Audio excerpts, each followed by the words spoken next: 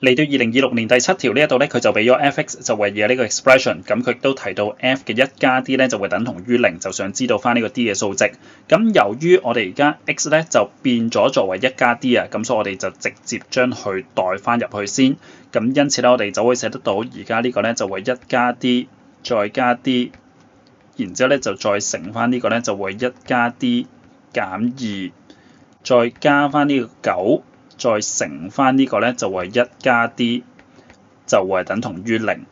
咁為咗令到我唔會有 careless mistake 嘅話咧，其實嚟到呢度我就會停手啦，因為我哋 d 嘅數值咧就只有呢4個俾我揀，咁我就直接將佢代翻入去左手邊呢個 expression 入邊，睇下有邊一個 d 嘅數值係可以令到佢等同於0啊。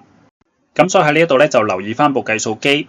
咁如果 d 係-2嘅話，咁我哋左手邊就為1加 d 再加 d， 然之後咧就為1加 d 減2，再加翻9，再乘翻呢個1加 d。咁你代入去嘅時候咧，你要見得到就會等同於0，亦即係符合得到以下呢一條 equation 啦。咁因此呢一條嘅答案咧就自然會係等同於 A 啊。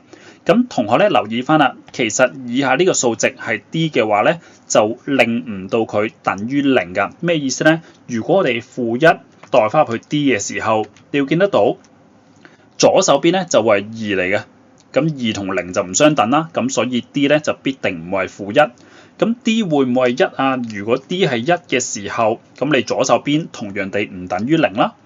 如果 d 係2嘅時候，咁你左手邊都同樣地唔等於0啊。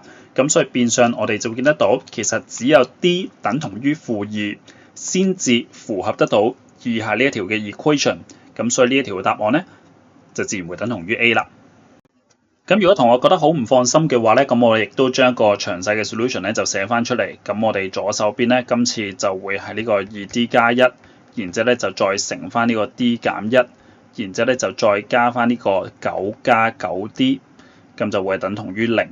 咁所以左手邊 expand 咗嘅時候，今次就會係2d square 再減 d 減1，然之後咧就再加9加 9d， 咁就會係等同於0。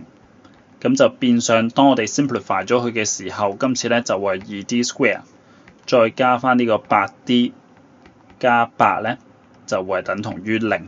咁所以我哋就會得知道而家呢個 d square 加 4d 加4咧就會等同於0。咁由於佢係一個 perfect square 嚟㗎，咩意思咧？